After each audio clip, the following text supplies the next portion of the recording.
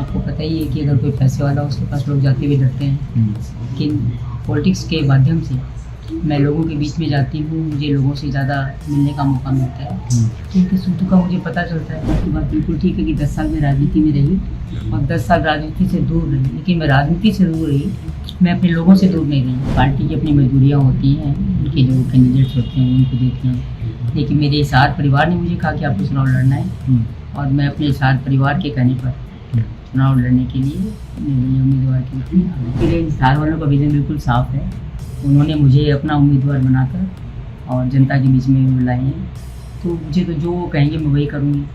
और इस समय हिसार की जनता चुनाव लड़ रही है, चुनाव मैं नहीं लड़ी, मेरा तो सिर्फ एक ही वोट है, बाकी मेरे हिसार की जनता चुनाव लड़ रही है। क्या नवीन जिंदल आपका प्रचार करने आएंगे हिसार? नवीन जिंदल पार्टी से बंधे हुए हैं, उनको उनकी पार्टी जहाँ भेजेगी, जहाँ करवाएगी, वो वहाँ जाके प्रचार करेंगे।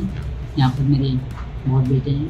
The state of Haryana is going to polls on October 5th and the results will be out by October 8th.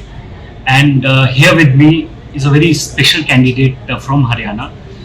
Savitri Jindal ji is with me. She is the richest Indian, richest Asian women entrepreneur, and in the latest Forbes list, she is the second most richest in the world. शुरुआत करते हैं इनसे और जानने की कोशिश करते हैं कि इनके क्या चुनावी मुद्दे हैं हिसार में। हिसार हरियाणा की हिसार सीट से वो लड़ रही हैं। थैंक यू सावित्री जी हमसे बात करने के लिए। सबसे पहले सवाल तो ये है आपका कि हाउ डज इट फील, आपको कैसा लगता है जब ये बातें आती है दुनिया भर में, आप न्यूज़ में आती है कि आप रिचेस्ट हैं इंडिया में, एशिया में, और दुनिया की सेकेंड रिचेस्ट लेडी हैं। सबसे पहले इस पर प्रतिक्रिया।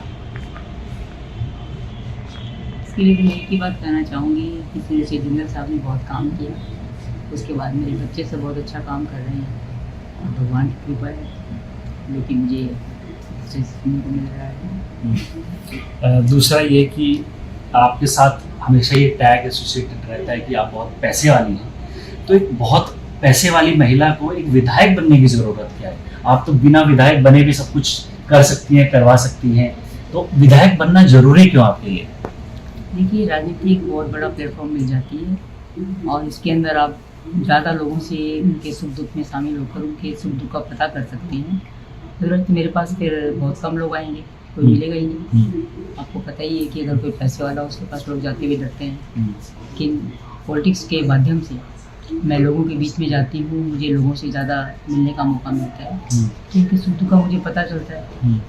तो आप जैसे पिछले 10 साल का जो दौर था, जो आप 2 बार विधायक बनी, उसके बाद 10 साल के लिए नहीं बनी, तो उसमें आप कितने लोगों को रीच आउट कर पाई? आप राजनीति में पहले भी रही हैं, तो राजनीति में आने से पहले, मतलब राजनीति में आप पहले से हैं, मगर ये जो 10 साल का पीरियड था, इसमें आपने कितना जनसंपर्क किया है इन 10 सालों में? शुरू में शुरू से आपको मालूम है कि जिंदल साहब चुनाव लड़ते थे और उनके जाने के बाद में राजनीति में आई। 10 साल आपकी बात बिल्कुल ठीक है कि 10 साल में राजनीति में रही और 10 साल राजनीति से दूर रही, लेकिन मैं राजनीति से दूर रही, मैं अपने लोगों से दूर नहीं रही। मैं जब भी साथ में आती थी अपने लोगों से मिलती थी और उनके जो भी सुख दुख होते थे, मतलब मैं जितना इसमें राजनीति में रहकर कर सकती थी उतना नहीं, लेकिन मैं लोगों के सुख दुख में रहकर उनकी मदद करती रहती थी, मेरा मिलना होता रहता था। एक बहुत ही ऑब्वियस सवाल लोगों के जहन में है, हिसार में भी, देश में भी, कि आपने और नवीन जिंदल जी ने इलेक्शन से ठीक पहले, लोकसभा इलेक्शन से ठीक पहले आपने पार्टी चेंज की, आपने बीजेपी ज्वाइन की और उसी बीजेपी ने आपको टिकट नहीं दिया इस बार, क्या कारण था? देखिए, पार्टी की अपनी मजबूरियाँ होती हैं, उनके जो कैंडिडेट्स होते हैं उनको देखते हैं, लेकिन मेरे हिसार परिवार ने मुझे कहा कि आपको चुनाव लड़ना है और मैं अपने हिसार परिवार के कहने पर चुनाव लड़ने के लिए निर्दलीय उम्मीदवार के रूप में आ गई। और मैं निर्दलीय उम्मीदवार नहीं, मैं हिसार की जो हिसार मेरा परिवार है, मैं उन लोगों की तरफ से उम्मीदवार हूँ। और एक और सवाल ये है कि अगर मान लीजिए आप चुनाव जीत जाती है निर्दलीय तौर निर्दलीय, तो आप किसकी तरफ जाना, किसको सपोर्ट करना आपकी पहली प्रेफरेंस होगा? अगर कांग्रेस सरकार बनाने की स्थिति में होगी या बीजेपी होगी, तो आपकी जो इंक्लिनेशन है वो आपकी अभी की जो पार्टी रही हाल है उसकी तरफ आप जाएंगी या कांग्रेस की तरफ जाएंगी? देखिए, अभी इसके बारे में कुछ सोचा नहीं है, सोचा सिर्फ यही है कि जो मेरा हिसार परिवार कहेगा, मैं तो सिर्फ और सिर्फ हिसार की सेवा करना चाहती हूँ और यहाँ के जो मुद्दे हैं उनको विधानसभा में जोर शोर से उठाऊंगी और अपने हिसार वालों की मदद करूँगी। आपके हिसाब से क्या मुद्दे हैं यहाँ पे हिसार में? यहाँ पर सड़कें अभी टूटी हुई हैं, बरसात वगैरह ज़्यादा हुई थी तो सड़कें टूट गई हैं, पानी की निकासी का प्रबंध नहीं है, सड़कों पर पशु सड़कों पर बहुत हैं और इसका सीवरेज व्यवस्था भी चरमराई हुई है यहाँ पे। क्योंकि पहले 10 साल पहले जिस तरह से शहर छोटा था उस समय मैंने डलवाई हुई थी, उसके बाद शहर बहुत बढ़ गया, जो अगर बढ़ाने की ज़रूरत थी वो बढ़ा नहीं, सारी व्यवस्थाएं जो थी वो बढ़नी चाहिए थी, वो बढ़नी, तो उन सबको पहले तो जो मूलभूत सुविधाएं हैं उनको पूरा कराने का प्रयास करेंगे।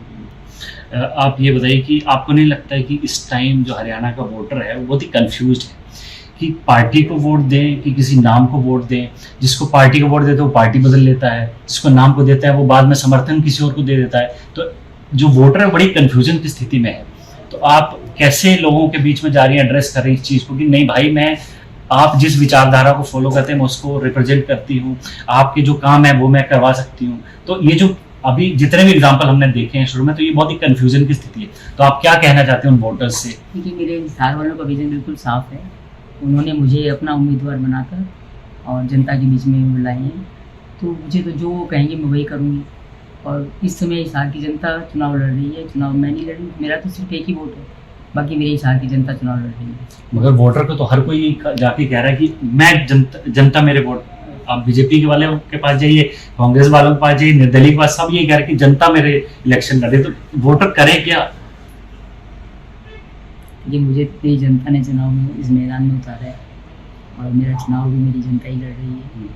मैं तो सिर्फ मुझे जहाँ कहती हूँ वहाँ मैं चली जाती हूँ, बाकी सब लोग वही करेंगे। आखिरी सवाल, क्या नवीन जिंदल आपका प्रचार करने आएंगे हिसार? नवीन जिंदल पार्टी से बंधे हुए हैं, उनको उनकी पार्टी जहाँ भेजेगी, जहाँ करवाएगी वो वहाँ जाके प्रचार करेंगे। यहाँ पर मेरे बहुत बेटे हैं। आपकी कोई बात हुई नवीन जिंदल जी से कि आप आइए? वो फंसे हुए तो हैं, वो दिख रहा है, मगर आपकी तरफ से, एक माँ की तरफ से क्या बेटे से ये उम्मीद है कि बेटा आए और माँ का प्रचार करे?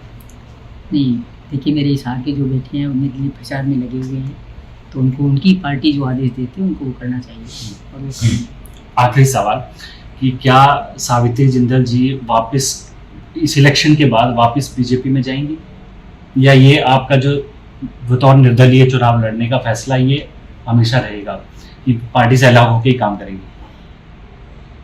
अभी इस बारे में कुछ सोचा नहीं है, ये तो पार्टी से अलग होकर जैसे चुनाव लड़ रही हूँ, मैं सिर्फ और सिर्फ अपने हिसार की सेवा करना चाहती हूँ और हिसार की सेवा करूँगी। Thank you so much for talking to us. She's Savitri Jindal ji. She's contesting election at the age of 75, and she's very hopeful that she'll win this election and serve the people of Hisar. Thank you.